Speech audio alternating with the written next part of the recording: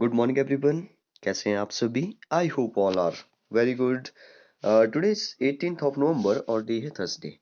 चलिए कुछ क्वेश्चन लेते हैं सीसेट के, जो कि अभी हाल ही के एग्जाम 2021 में जो पूछे गए थे, यूपीएससी प्री 2021 में पूछे गए थे। काफ़ी अच्छे क्वेश्चन है, काफ़ी इंटरेस्टिंग क्वेश्चन है। यहाँ पे हम दो तीन क्वेश्चन जो वो डिस्कस करेंगे। देखिए, जैसे फर्स्ट क्वेश्चन है, 120 व्यक्तियों के समूह में 80 जो वो भारतीय है। ठीक है, तो 120 व्यक्तियों का समूह है, उसमें से जो वो 80 भारतीय है।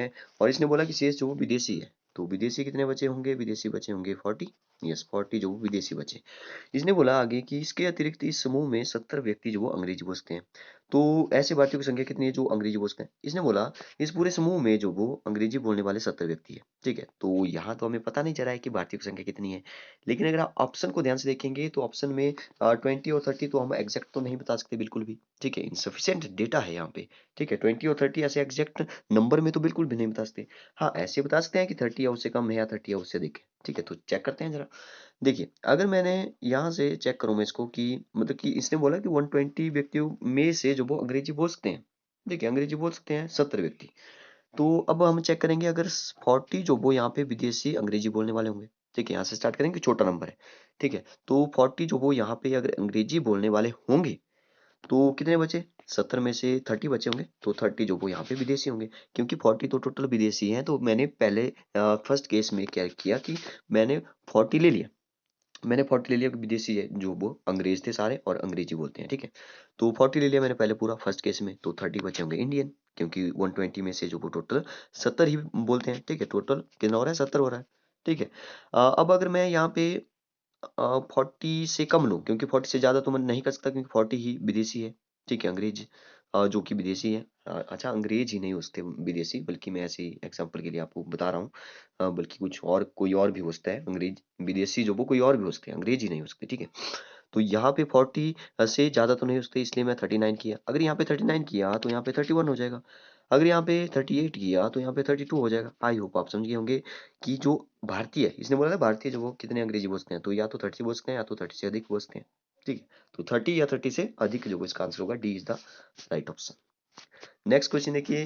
हाँ, ये भी काफी अच्छा क्वेश्चन है, और थोड़ा सा एक क्वेश्चन जो वो थोड़ा टिपिकल क्वेश्चन इसको कहा जा सकता है, जिसको मैथ के बारे में कुछ भी नहीं पता।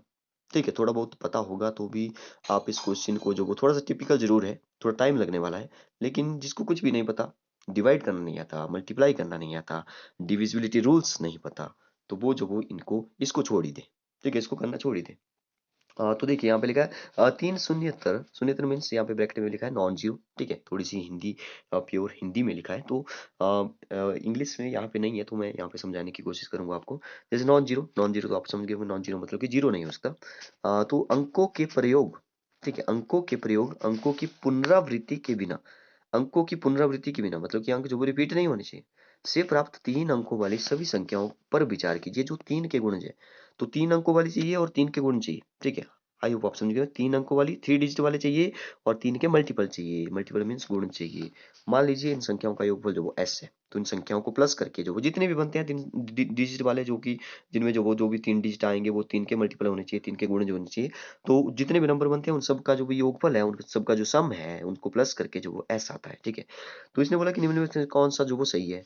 तो ये बोला है कि एस जो वो 74 से भाज्य है, तो डिवाइड करना पड़ेगा। भाज्य का मतलब रिमाइंडर 0 आना चाहिए, शेषफल 0 आना चाहिए। तो यहाँ पे लिखा सेकंड कि एस संदैव जो वो 9 से भाज्य है, तो 9 का डिविजिबिलिटी रूल्स हो आपको पता होना चाहिए, या तो डिवाइड करके चेक कर लो।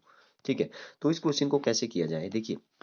सबसे पहले तो 3 अंकों वाले जो भी डिजिट है, तो 3 के गुणज है, तो सबसे पहले तो 3 ही होगा, क्योंकि वो खुद का गुण तो होगा ही। 3 का गुणज दूसरा हो गया 6, और एक हो गया 9।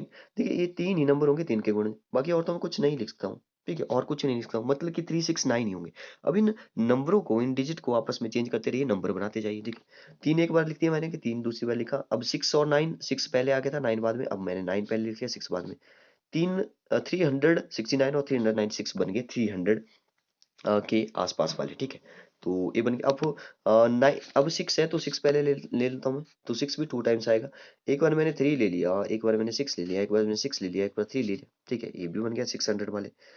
अब एक बार 900 वाले चेक करते हैं। 900, एक बार मैंने 3 लिया, एक बार 6 लिया, और एक बार 9 पीछे लिखा, और एक बार 6, एक बार 3। ठीक है, तो अब जैसे मर्जी लिखो, ये इसको जो वो अब इसने बोला कि प्लस करना है, अब 3 के गुणज लिख लिए मैंने, 3 डिजिट वाले जितने भी हो सकते हैं।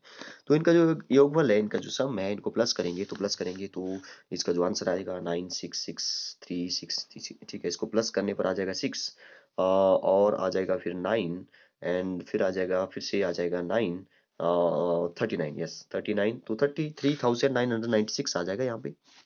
अब देखिए, इसने बोला कि ये जो सम है इसको मान लिया मैंने एस, ये बोल रहा है कि एस जो वो 74 से डिवाइड हो जाता है कि नहीं होता है।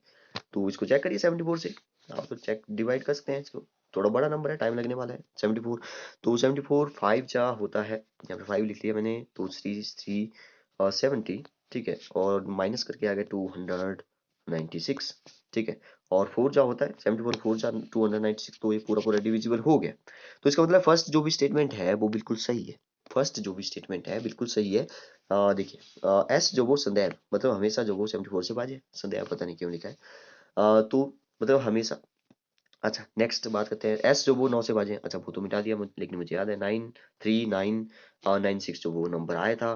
तो 9 से डिविजिबिलिटी रूल्स आपको पता होना चाहिए, इन सबको प्लस करिए या तो डिवाइड करके चेक करिए, इन सबको प्लस करिए। देखिए 9 और 6 कितना होता है, 9 और 10 के 12 आते हैं, 16 15 15 होता है, 1 16 17 16 17 18 18 और 9 होता है 27। तो इनका जो भी सम है 27 आ रहा है, 27 जो वो 9 से डिविजिबल है, इसलिए ये नंबर जो वो 27 सॉरी 9 से डिविजिबल है। लेकिन 3 और 9 का जो डिविजिबिलिटी रूल्स है वो बिल्कुल सेम है, सेम सेम तो नहीं बोल सकते लेकिन सम ही करते हैं इसमें। फिर जब 3 में चेक करते हैं तो 3 से डिविजिबिलिटी चेक करते हैं, और जब सम जो वो 9 से चेक करते हैं तो 9 से डिविजिबिलिटी लास्ट में चेक करते हैं, ठीक है। तो यहाँ पे ऐसे जो आपको डिविजिबिलिटी रूल्स पता होना चाहिए, अगर नहीं भी पता है तब भी आप इसको कर सकते हैं डिवाइड करके। लेकिन आपको डिवाइड जो वो जल्दी जल्दी से आना चाहिए, नहीं तो आप अगर आपको नहीं आता है, थोड़ा बहुत आता है, तो आप जो बहुत टाइम इसको लगाने वाले हैं, तभी मैंने बोला कि इसको आप छोड़ सकते थे। तो ये दोनों से हो रहा है, ठीक है। तो केवल 1 तो नहीं होगा, 1 1 और 2, 1 और 2 जो वो दोनों होंगे, ठीक है। तो ओके, एक और अच्छा एक और क्वेश्चन था, कहाँ चले गए, यस यहाँ पे है, थोड़ा सा स्टेटमेंट है इसमें, पैराग्राफ लिखा है, तथाकथित, देखिए पढ़ते हैं जरा, बड़ा इंटरेस्टिंग है। तथाकथित धार्मिक संप्रदायों के संबंध में, देखिए यहाँ पे प्योर हिंदी लिखी होती है तो तभी जो वो समझ नहीं आता है। तो यदि प्रत्येक व्यक्ति को अपने धर्म का आकलन करने के लिए कहा जाए तो धर्म के रूप में ऐसी बात नहीं होगी जो गलत हो, किंतु यदि वे एक दूसरे के धर्म का आकलन करते हैं तो धर्म के रूप में ऐसी कोई बात नहीं होगी जो सही हो। और इसलिए धर्म के संदर्भ में जो वो संपूर्ण विश्व सही है या संपूर्ण विश्व गलत है, ठीक है। तो धर्म के बारे में बोल रहा है कि यदि अगर किसी व्यक्ति से पूछें तो वो तो अपने धर्म के बारे में बताएगा, आकलन करेगा, ठीक है। तो धर्म के रूप में तो ऐसी कोई बात, मतलब कि ऐसी बात नहीं होगी जो सही हो, लेकिन धर्म के संदर्भ में जो वो मतलब कि विश्व सही है या गलत है तो आप बताइए। तो इसमें पूछा है कि सर्वाधिक तर्क संगत जो वो क्या है, इस पैराग्राफ को पढ़ करके आपको आप बताना है, ठीक है। तो अब लिखा है कोई व्यक्ति किसी धार्मिक संप्रदाय का अनुयायी बने बिना जीवन व्यतीत नहीं कर सकता, तो ऐसा तो कुछ इसमें नहीं लिखा है। प्रत्येक व्यक्ति का कर्तव्य है कि वो अपने धार्मिक संप्रदाय का प्रसार करने के लिए तो बिल्कुल भी नहीं बोला। नेक्स्ट इसने बोला कि धार्मिक संप्रदायों के में मनुष्य की एकता की उपेक्षा करने की प्रवृत्ति होती है। इसमें थोड़ा सा मुझे डाउट है, लेकिन डी इसका सही आंसर होगा वैसे। लोग लोग अपने धार्मिक संप्रदाय को नहीं समझते हैं, लोग अपने धार्मिक संप्रदाय को नहीं समझते हैं, इसलिए तो ऐसी लोगों के बीच में धारणा है, ठीक है। तभी तो ऐसे लोग बात करते हैं। तो डी इज द, मेरे ख्याल से डी इसका राइट आंसर होना चाहिए। ओके, तो बताइए आपको वीडियो कैसी लगी, लाइक करिए। Okay, thank you and have a nice day.